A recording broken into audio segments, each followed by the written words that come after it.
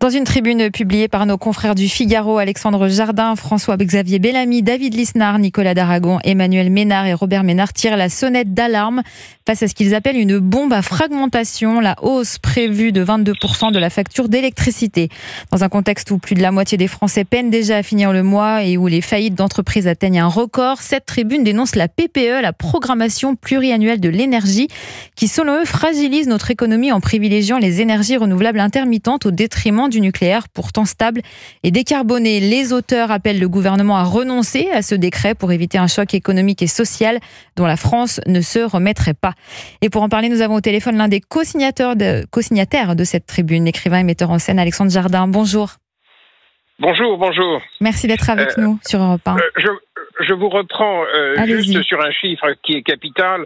Le risque que nous courons et que les gens qui nous écoutent courent, c'est le risque d'un doublement de la facture d'électricité. C'est ce que dit la tribune. Si le décret est pris, il a failli passer pendant que vous étiez tous en vacances ou sur les plages début août.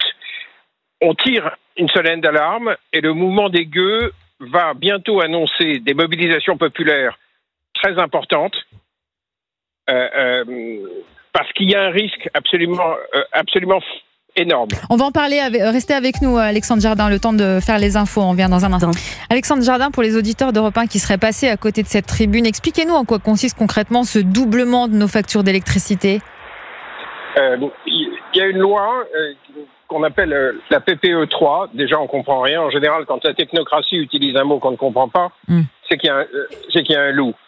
Et derrière cette loi qui cadre notre avenir énergétique pour les 10 prochaines années, il y a un plan complètement dingue avec des investissements de 300 milliards que vous paierez. Et ça veut dire que, en gros, votre facture d'électricité, si le décret est pris, et il a failli être pris en loose day lorsque les gens étaient à la plage début août, si ce décret passe, votre facture d'électricité qui a déjà doublé au cours des 10 dernières années, elle va encore doubler. C'est donc un risque d'attaque frontale contre notre économie, contre les gens qui nous écoutent, parce que tout le monde sait très bien que la facture est déjà tellement salée qu'on fait très attention avec les thermostats en hiver. Donc on a lancé cette tribune qui va annoncer des combats considérables sociaux à partir du 29 août. Le mouvement des gueux est en train de fédérer des professions. On tiendra au courant les médias au fur et à mesure. La société française ne peut pas accepter ça. Et cette tribune est extrêmement importante parce qu'elle est signée par des gens qui sont dans le parti LR, comme Bellamy et comme Lisnard ou le maire de Valence. Or, ce sont des gens qui, tout à coup, prennent une position courageuse, personnelle, parce que ça n'a pas été la position de leur parti dans les votes à l'Assemblée et surtout au Sénat. Donc, il y a des personnalités qui se dressent, qui sont capables de sortir de la ligne de leur camp dans l'intérêt du peuple. Et aujourd'hui, on est tous responsables de ce qui va nous arriver. Si on laisse passer ça, on va tout simplement faire exploser nos budgets, notre pouvoir d'achat, avec des conséquences gravissimes sur le commerce, des conséquences gravissimes pour les artisans. Je pense à tous nos boulangers qui ont des fours électriques et qui ne peuvent pas avoir une facture qui va encore doubler. C'est pas possible. Donc, il y a un moment critique qui suppose de sortir de nos positionnements traditionnels politiques où on doit s'unir entre Français pour lutter contre un plan écolo-technocratique complètement dingue qui est vendu comme une avancée écologique et ça n'a aucun sens puisque votre électricité est déjà décarbonée. Alexandre Jardin, voilà. Vous dénoncez une étrange complicité de l'État français dans cette crise annoncée. Qu'est-ce que vous voulez dire exactement ? Ce que je veux dire, c'est que la technocratie française a complètement trempé pour essayer d'imposer à la nation, d'imposer ce plan qui n'a aucun sens et qui est une transposition d'injonctions européennes qui sont valables pour les pays qui n'ont pas de nucléaire. En réalité, c'est une attaque frontale. C'est vraiment une attaque. Donc, nous avons un problème avec notre technocratie, avec la technocratie européenne. Si ce plan voit le jour, Enfin, vous mesurez ce que ça veut dire? Le doublement de la facture d'électricité encore? Or, la facture d'électricité, c'est comme un impôt. Vous devez le payer. Vous n'avez pas le choix, vous n'avez pas coupé le courant. Donc c'est comme un impôt, mais sauf qu'un impôt, habituellement, ça paye des services publics. Là, ça va engraisser des investisseurs privés, mondiaux, des fonds de pension américains, nord-américains. C'est absolument un scandale. Le gouvernement aurait pu ne pas appliquer cette disposition européenne? Il aurait pu, évidemment, et il aurait pu combattre. Je veux dire, est-ce que vous imaginez un président comme Charles de Gaulle signer un texte pareil?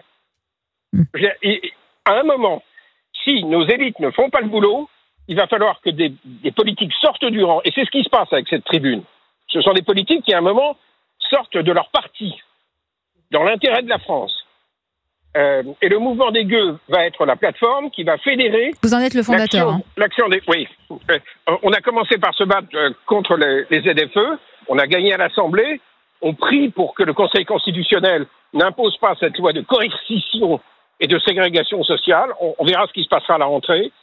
Mais là, on s'est orienté vers ce combat fondamental pour tout le monde, tous les gens qui nous écoutent.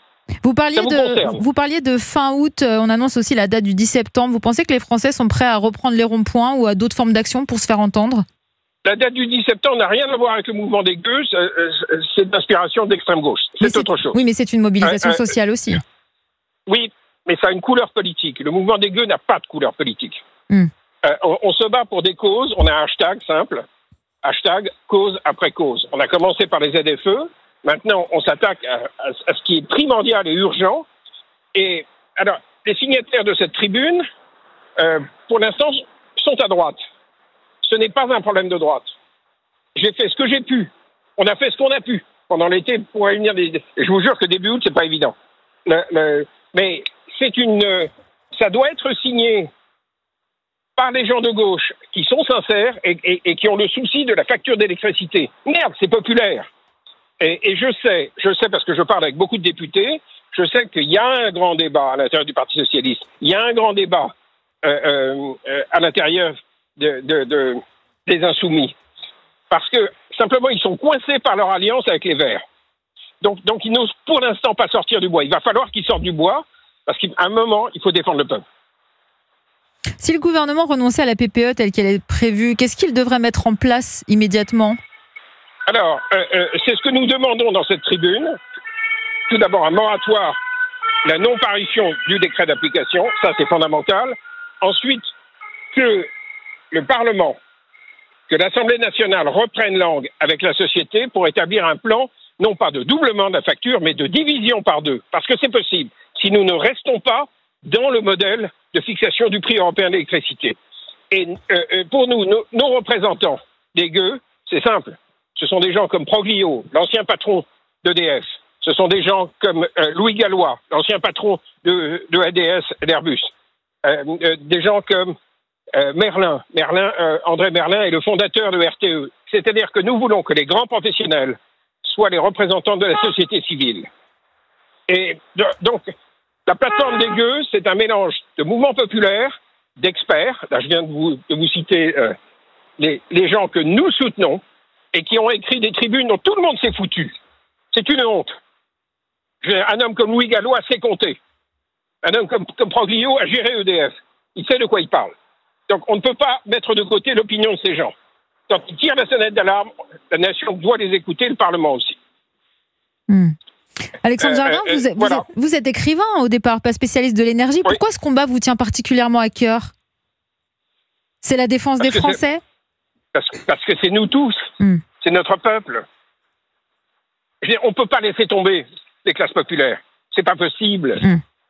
C'est pas possible. Merci Alexandre Jardin. Merci beaucoup d'avoir été avec nous sur Europe 1. Je rappelle que vous êtes écrivain et metteur en scène et co-signataire de cette tribune publiée dans Le Figaro. Merci à vous.